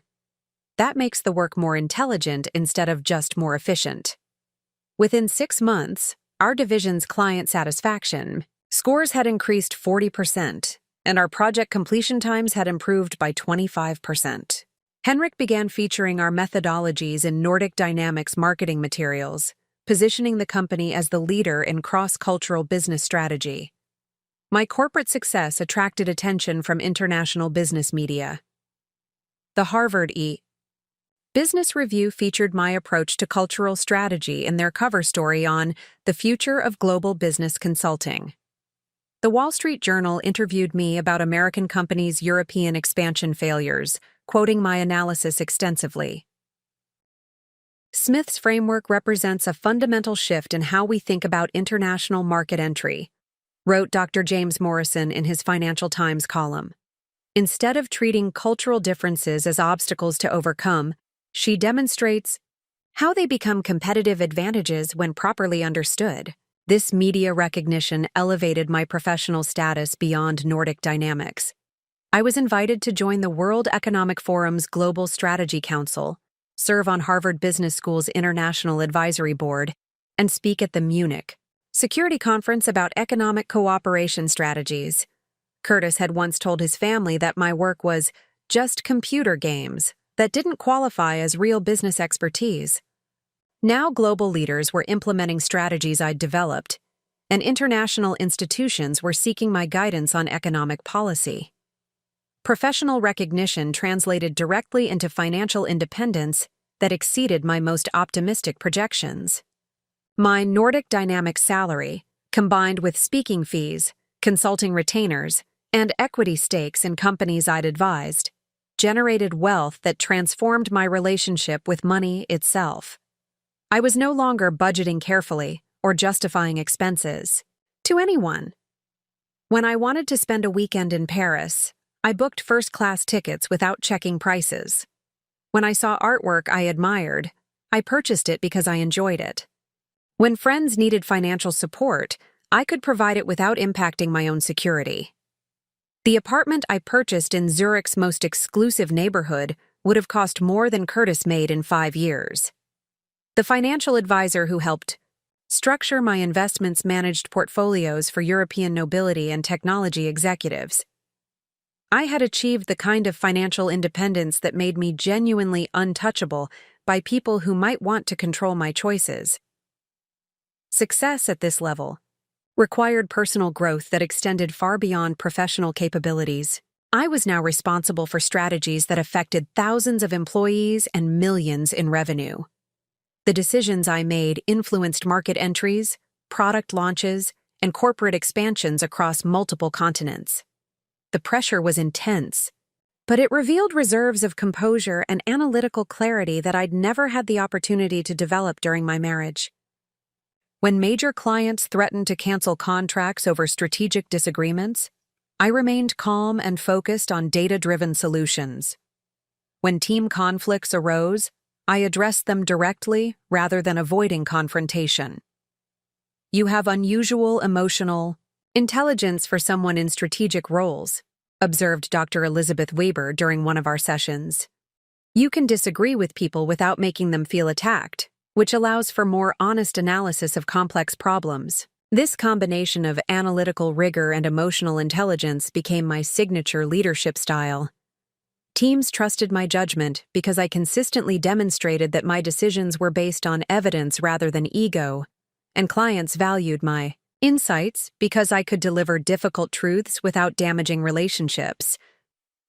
The woman Curtis had described as too emotional for serious business decisions was now making strategic choices that influenced international markets and corporate valuations. His assessment had been exactly backward. My emotional intelligence was precisely what made me effective at the highest levels of business strategy. Curtis and his family had fundamentally misunderstood what strength looked like. They'd confused emotional intelligence with weakness, collaborative leadership with indecision, and strategic thinking with impracticality. Every quality they'd tried to diminish had become the foundation of my success. 3 years into my Swiss life, I met someone who would change my understanding of what partnership could look like. Dr. Alessandro Toretti was presenting at the same International Strategy Conference in Vienna, where I was delivering the keynote address on cultural bridge methodologies. Alessandro's presentation on sustainable technology implementation was brilliant, analytically rigorous but accessible, data-driven but emotionally intelligent. During the coffee break, he approached me with a question that revealed how carefully he'd been listening. Miss Smith, your framework for cultural translation seems applicable beyond business contexts. Have you considered how these principles might apply to environmental policy coordination between countries with different economic priorities? The conversation that followed lasted 3 hours. We missed the afternoon sessions entirely, too engaged in exploring the intersection of cultural psychology and environmental strategy to notice time passing. For the first time since leaving Curtis, I was talking to someone who enhanced my thinking rather than diminishing it. You have an unusual ability to synthesize complex systems, Alessandro observed as we walked along the Danube at sunset. Most consultants specialize. You seem to understand how different types of complexity interact with each other. Our professional collaboration began before any personal relationship developed. Alessandro's environmental consulting firm was struggling to implement sustainability initiatives across European markets, with vastly different regulatory frameworks and cultural attitudes toward environmental responsibility. Traditional environmental consulting treats resistance as ignorance, he explained during our first formal meeting. But your cultural bridge methodology suggests that resistance often comes from legitimate concerns that haven't been properly addressed. Working together, we developed an integrated approach that combined environmental science with cultural psychology. Instead of imposing uniform sustainability standards, we created adaptive frameworks that achieved environmental goals, while respecting different cultural and economic contexts. Our pilot project with Nordic manufacturing companies exceeded all expectations. Environmental compliance increased 60%, but more importantly, employee engagement with sustainability initiatives doubled because the programs aligned with cultural values rather than conflicting with them. You've revolutionized how we think about environmental implementation, said Dr. Lars Johansson, CEO of our largest client. This isn't just better environmental policy, it's better business strategy. What attracted me to Alessandro wasn't his professional success. I had achieved my own financial independence and career recognition. It was his intellectual curiosity and emotional maturity. He asked questions because he wanted to understand, not because he was testing my knowledge. He challenged my ideas because he respected my thinking enough to engage with it seriously. You think differently than anyone I've met, he told me during a weekend hiking trip in the Dolomites. You see patterns that connect things most people treat as separate. It's remarkable. More importantly, Alessandro understood that my career wasn't a phase I would outgrow, or a hobby that competed with more important priorities. He was genuinely proud of my achievements and interested in my work for its own merit, not for how it reflected on him. When I told him about my previous marriage and the reasons I'd left America, his response revealed everything I needed to know about his character. Curtis sounds like a man who needed you to be small so he could feel large, Alessandro said quietly. That's not love. That's insecurity using love as camouflage. Alessandro and I developed a relationship based on mutual respect and shared intellectual engagement. We consulted each other on professional decisions not because we needed permission, but because we valued each other's insights. We supported each other's career ambitions because we understood that individual success strengthened rather than threatened our partnership. You're different with him, observed Anna Kowalski during one of our regular coffee meetings. More yourself, if that makes sense. With Curtis, you were always performing some version of a wife. With Alessandro, you're just Margaret. The difference was profound. With Curtis, I had constantly monitored my behavior to avoid triggering his insecurities or his family's disapproval. With Alessandro, I could express opinions, pursue opportunities, and make decisions without worrying about how they would impact someone else's ego. When Nordic Dynamics offered me a promotion that would require extensive travel, Alessandro's response was immediate. That's an incredible opportunity. How can I support you in making it work? Curtis would have found reasons why the travel was impractical, why the additional responsibility was too stressful, why the promotion would damage our relationship. Alessandro helped me strategize how to excel in the new role while maintaining the parts of our life together that we both valued. Our relationship evolved naturally into a true partnership, two successful individuals who enhanced each other's lives without sacrificing their individual identities. We maintained separate apartments but spent most evenings together. We collaborated professionally when projects aligned but respected each other's independent work. You've found something rare, observed Dr. Sarah Weber during one of our sessions. A relationship that adds to your life without subtracting from your autonomy. That's what healthy partnership looks like. The contrast with my marriage to Curtis was striking. Curtis had wanted a wife who would orbit around his needs and ambitions. Alessandro wanted a partner who would journey alongside him while pursuing her own path. After 2 years together, Alessandro proposed during a business trip to Tokyo. I want to build a life with you, he said simply. Not because I need you to complete me, but because I admire who you are and want to share adventures with the most interesting person I've ever met.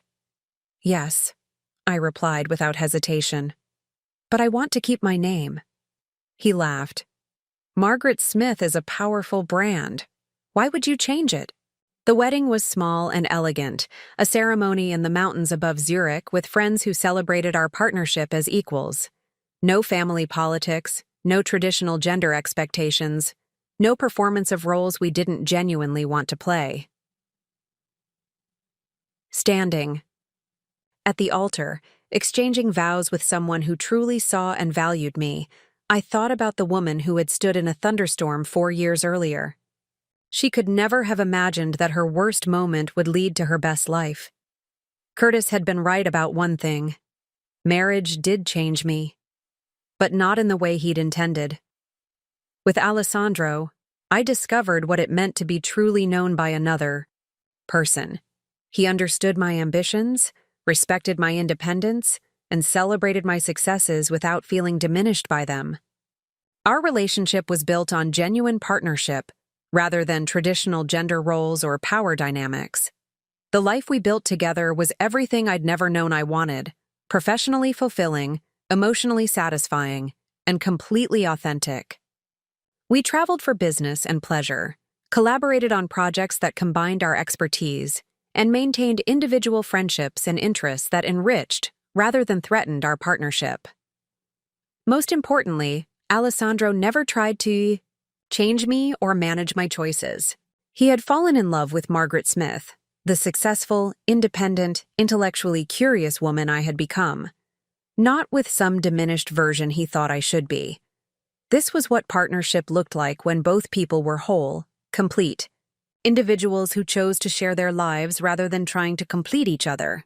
It was everything my marriage to Curtis had never been and could never have become. 4 years after leaving Curtis at that bus stop, I stood on the stage of the World Economic Forum in Davos, accepting the International Business Innovation Award for my work in cultural strategy development. The ceremony was being broadcast to business leaders across 6 continents, but the moment felt surreal, as if I were watching someone else's life unfold. Margaret Smith has fundamentally changed how multinational corporations approach market expansion, announced Klaus Schwab, the forum's founder. Her methodologies have generated over $2 billion in successful international ventures and prevented countless costly cultural misunderstandings. Alessandro sat in the front row, his smile radiating genuine pride. Behind him, I could see Henrik Larsson from Nordic Dynamics, Carmen Vega from Barcelona, and dozens of clients and colleagues who had become genuine friends rather than professional contacts. These were people who knew and respected Margaret Smith, the woman I had become, not the diminished version Curtis had tried to maintain. As I accepted the Crystal Award, I thought about the woman who had stood in that storm 4 years earlier, clutching a waterproof phone and waiting for her escape car. She could never have imagined this moment, this recognition, this complete transformation of identity and purpose.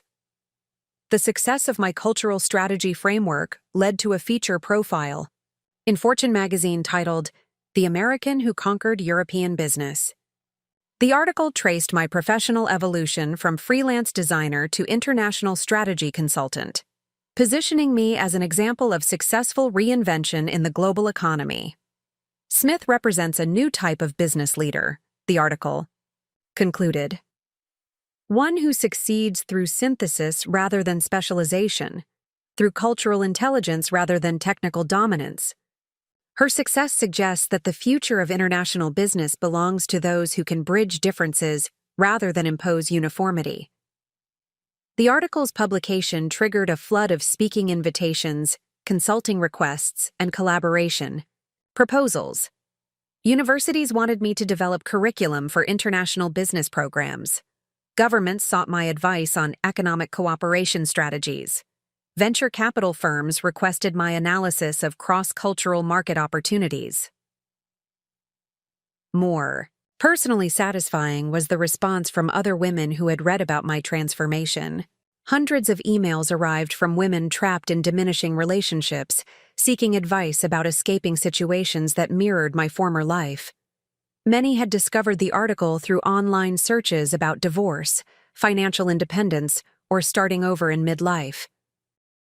Nordic Dynamics' success with my cultural strategy division attracted acquisition interest from several multinational consulting firms. When McKinsey & Company made an offer to purchase our entire division, Henrik asked me to lead the negotiation process. "This is your intellectual property, Margaret," he said during our strategy meeting. "You should control how it's valued and integrated." The negotiation process revealed how completely my professional identity had evolved. I was no longer the woman who apologized for taking up space in business meetings or questioned whether her insights were valuable. I presented my division's methodology, client results, and growth projections with the confidence of someone who understood exactly what she had built. "Miss Smith, said Rebecca Chen, McKinsey's senior partner. Your approach to cultural strategy represents the most innovative framework we've seen in international consulting. We're prepared to offer terms that reflect both current value and future potential. The final acquisition price exceeded €50 million, with performance bonuses that could double that amount over 5 years. My personal equity stake would make me financially independent beyond anything I had previously imagined possible. Financial success at this level created opportunities for impact that extended beyond business consulting. Alessandro and I established the Toretti Smith Foundation, focused on supporting women's economic empowerment in developing markets. Our approach combined my expertise in cultural strategy with his environmental sustainability knowledge. Traditional development aid often fails because it ignores cultural context, I explained, during our foundation's launch event in Geneva. We're funding initiatives that respect local values while creating genuine economic opportunities for women. Our first project supported women entrepreneurs in rural Morocco, providing business training that incorporated Islamic principles and family structures rather than conflicting with them. The success rate exceeded traditional microfinance programs by 40%, proving that cultural sensitivity enhanced rather than hindered economic development. The foundation work provided personal satisfaction that pure business success couldn't match. These were women escaping economic dependence, building financial independence, creating opportunities for their daughters that previous generations couldn't have imagined. In many ways, their journeys paralleled my own transformation, just in different cultural and economic contexts. By my 4th anniversary in Switzerland, Margaret Smith had become more than a professional identity. She was my complete, authentic self. The woman who had once apologized for having career ambitions was now shaping international business strategy. The wife who had been dismissed as impractical was now managing multi-million-dollar corporate initiatives. The most profound change was internal. I no longer compared my life to what it had been during my marriage to Curtis. That period felt like something that had happened to a different person, a character in a story I had read rather than lived. Margaret Richards had been a performance. Margaret Smith was reality. You've become who you were always meant to be, Alessandro observed during a quiet evening at our apartment. Curtis didn't prevent you from becoming successful. He prevented you from discovering that you already were successful. The observation was accurate. My capabilities hadn't suddenly appeared when I moved to Switzerland. They had been present. During my marriage, suppressed and redirected into managing Curtis's emotional needs rather than pursuing my own professional development. Curtis had been wrong about everything: my intelligence, my competence, my potential for independence. But his wrongness had become my freedom. His inability to see my worth had forced me to discover it for myself. Standing on our balcony overlooking Lake Zurich, holding the business journal that featured my latest strategic analysis, I realized something profound. I was grateful for that storm. Not because Curtis had been right to abandon me, but because his cruelty had finally given me permission to abandon him. The woman who stepped out of that car 4 years ago had been his victim. The woman who thrived in Switzerland was her own creation. 4.5 years after leaving Curtis at that bus stop, I received an email that stopped me cold. It wasn't from Curtis himself, but from someone I'd never expected to hear from again. Andy Rogers, one of his closest friends and co-conspirators in their birthday intervention plan. Margaret, I know you probably don't want to hear from me, but I need to tell you something important. Curtis is in serious trouble, and it's connected to some business dealings that involve your old house. My lawyer says you might have legal exposure. Please call me. I stared at the email for several minutes, feeling emotions I thought I'd moved beyond. Not sympathy for Curtis, but a sharp reminder of the life I'd escaped and the people who had tried to control it. Andy Rogers reaching out after years of silence felt like a ghost materializing in my pristine new existence. Alessandro found me reading the message for the third time when he returned from his morning run. "Bad news?" he asked, noting my expression. "News from my past," I replied, handing him my phone. "The question is whether it's my problem anymore." After reading Andy's message, Alessandro sat beside me on our apartment's terrace. "What does your instinct tell you?" "That Curtis has probably made the legal and financial disasters I left behind even worse," I said. "And that Andy wouldn't contact me unless he needed something, not to warn me about something." Despite my reluctance to re-engage with anyone from my former life, the mention of legal exposure demanded investigation. I contacted my Swiss lawyer, Dr. Petra Zimmermann, who specialized in international asset protection for expatriate professionals. "We should determine your actual exposure before responding to this contact," Dr. Zimmermann advised. "If there are legitimate legal concerns, ignorance won't protect you. If there aren't, knowledge will empower you to respond appropriately." Within 48 hours, Dr. Zimmermann's American legal partners had conducted a comprehensive investigation of Curtis's current situation. The results were worse than I'd imagined, but also more revealing about the people I'd escaped. Richard's Construction had filed for bankruptcy 8 months earlier.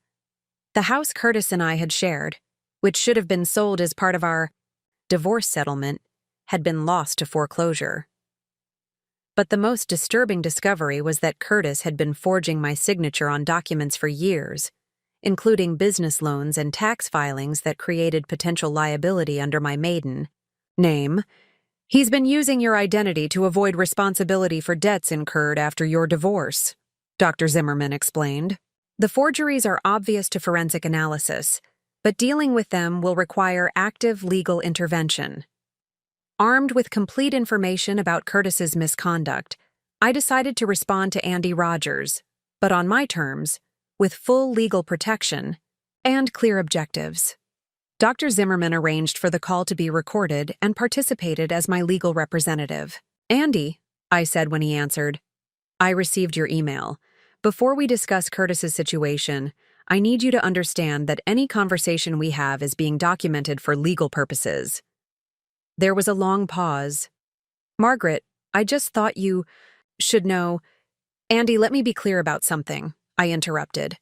"I know about the forged signatures, the fraudulent business loans, and the tax documents Curtis filed using my identity. I know about the bankruptcy, the foreclosure, and the creditors who are looking for assets to satisfy his debts. What I don't know is why you think any of this is my responsibility." Another pause. Longer this time. "Look, Margaret, we all know you did well for yourself after you left. Curtis is in a bad place, and some of you thought, I might bail him out?" I asked, genuinely incredulous. "The same group of people who spent years trying to convince me I was too incompetent to manage my own career?" "That's not fair, Margaret. We were trying to help you understand." "You were trying to control me," I corrected. "There's a difference. Dr. Zimmermann, would you please explain Mr. Rogers about the legal consequences of identity fraud?" What followed was 20 minutes of Dr. Zimmermann methodically explaining how Curtis's use of my identity constituted multiple felonies, how the statute of limitations worked for financial fraud, and how my documented departure from the United States before the fraudulent activities began actually strengthened rather than weakened my legal position. "Mr. Rogers," Dr. Zimmermann concluded, "your friend's financial problems are entirely of his own making. Ms. Smith has no legal obligation to assist him, and given his fraudulent use of her identity, she would be well within her rights to pursue criminal charges." Andy's response revealed everything I needed to know about how little had changed in his thinking. "Come on, Margaret. You can't seriously be considering sending Curtis to prison over some paperwork mistakes. He's struggling. And you're obviously doing fine." "Paperwork mistakes?" I repeated. "Andy, he forged my signature on tax documents and business loans for years after our divorce. That's not paperwork mistakes.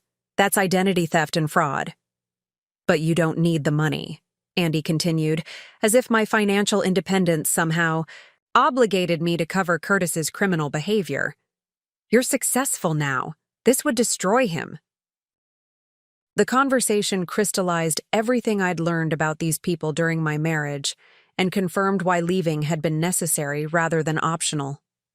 Even now, facing clear evidence of Curtis's criminal behavior, Andy's primary concern was protecting Curtis from consequences rather than acknowledging the violation of my rights.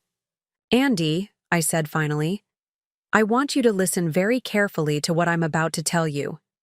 Curtis's problems are not my problems. His financial failures are not my responsibility. His criminal behavior is not my fault. And his need for money does not create any obligation for me to provide it. But, Margaret, I'm not finished, I continued. 4.5 years ago, Curtis left me at a bus stop in a thunderstorm because he thought I needed to learn humility and gratitude. Today, you're calling me because he needs money to solve problems created by his own illegal actions. Do you see the irony here? There was silence on Andy's end of the call. Dr. Zimmerman will be filing a complaint with the FBI regarding the identity fraud, I continued. Curtis will need to hire his own lawyer to deal with the consequences of his choices. I will not be bailing him out, covering his debts, or taking responsibility for problems I didn't create. Margaret, please. Andy, I have a helicopter to catch, I said, which was actually true. Alessandro and I were flying to Munich for a business meeting. I suggest you tell Curtis to find a good criminal defense attorney. I hung up the phone and realized I felt nothing. No anger, no guilt, no satisfaction. Curtis and his problems had become completely irrelevant to my life. The woman he'd tried to break had grown beyond his ability to touch. 6 months after Andy Rogers' phone call, I found myself in a situation that would have been impossible to imagine during my marriage to Curtis. Alessandro and I were flying to a business meeting in a private helicopter when severe weather forced an emergency landing. The pilot identified a construction site as the safest available landing zone. As we descended through the storm clouds, I noticed something familiar about the industrial landscape below. The half-completed buildings, the scattered equipment, the unmistakable signs of a project running behind schedule and over budget. This was exactly the kind of construction site Curtis had always struggled to manage efficiently. That's going to be an interesting landing, Alessandro observed, watching workers scatter as our helicopter approached their work zone. What happened next felt like the universe completing a circle I'd never expected to see closed.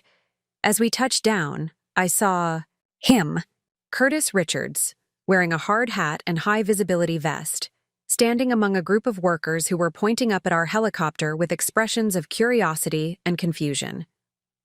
4.5 years after leaving me at a bus stop in a storm, he was watching me land from the sky. The recognition was instant and mutual. Even from across the construction site, I could see the exact moment when Curtis realized who was stepping out of the helicopter. His face went through a series of expressions: confusion, recognition, disbelief, and something that looked like fear. Margaret? Alessandro asked quietly as we waited for the storm to pass. That's Curtis, I confirmed, watching my former husband stand frozen among his workers. The irony was perfect. Curtis had left me stranded in a storm thinking he was teaching me about powerlessness and dependence. Now I was arriving from the sky while he stood in the mud of a failing construction project, watching the woman he'd tried to break demonstrate exactly how far she'd risen above his reach. Curtis approached our helicopter hesitantly, like someone approaching a dangerous animal. He looked older, grayer, worn down by the years of financial struggle and legal problems that had followed my departure. The confident man who had abandoned me with such casual cruelty had been replaced by someone who moved with the uncertainty of repeated failure. Margaret, he said when he reached speaking distance. What are you doing here? Emergency landing, I replied calmly. Weather's too dangerous to continue flying. Curtis glanced at the helicopter, at Alessandro, at my obviously expensive clothing, and back at my face. I could see him trying to process the reality of what he was witnessing. The woman he'd dismissed as impractical and dependent was traveling by private helicopter while he struggled to manage a basic construction project. "This is your helicopter?" he asked, his voice barely audible over the wind. "It's chartered," I replied. "We're flying to a business meeting in Munich." The word "we" seemed to hit him like a physical blow. Curtis's eyes moved to Alessandro, taking in his obvious sophistication and success, then back to me with an expression of dawning comprehension. "You're married," Curtis said, noticing my wedding ring. "I am," I confirmed. "Alessandro, this is Curtis Richards, my former husband. Curtis, this is Dr. Alessandro Toretti, my current husband." Alessandro stepped forward with characteristic European politeness, extending his hand. "Mr. Richards, I've heard about you." Curtis shook Alessandro's hand mechanically, his eyes never leaving my face. "Margaret, I need to tell you something. About the business, about what happened after you left." "Curtis," I interrupted gently, "I know about the bankruptcy, the foreclosure, and the identity fraud. My lawyers handled everything months ago." The color drained from his face. "You know?" "I know everything," I said.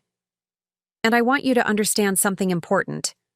None of it is my responsibility anymore."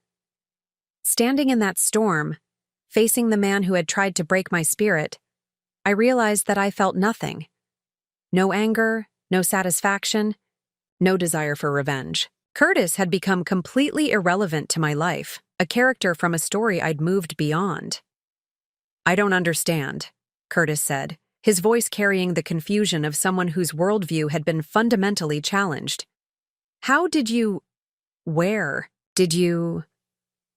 "I became who I was always capable of being," I replied simply. "You just never bothered to notice." The truth of that statement hung in the air between us. Curtis had never seen my potential because recognizing it would have threatened his need to feel superior. His dismissal of my capabilities had been essential to his self-image as the competent partner in our relationship. "Margaret, I'm sorry," he said finally. "About everything. About that night, about the things I said, about—" "Curtis," I interrupted, "I need you to understand something. Your apology doesn't change anything for me. I'm not angry anymore because you don't matter anymore. What you did gave me permission to discover who I really was." The storm was beginning to clear, and our pilot signaled that we could continue our flight. As we prepared to leave, I looked at Curtis one final time. "I hope you figure out how to build a better life," I said, and meant it. "But I won't be part of that process." As our helicopter lifted off, I watched Curtis grow smaller through the window until he disappeared entirely. Alessandro took my hand as we flew toward Munich and our future. "Any regrets?" he asked. "Just one," I replied, smiling. I wish I could thank him. That storm he put me through was the best thing that ever happened to me. The woman who had once been abandoned in a thunderstorm was now flying above the clouds, heading toward a life Curtis could never have imagined and would never be able to touch. Sometimes the best revenge isn't revenge at all. Sometimes it's just living well. Up next, you've got 2 more standout stories right on your screen. If this one hit the mark, you won't want to pass these up. Just click and check them out. And don't forget to subscribe and turn on the notification bell so you don't miss any upload from us.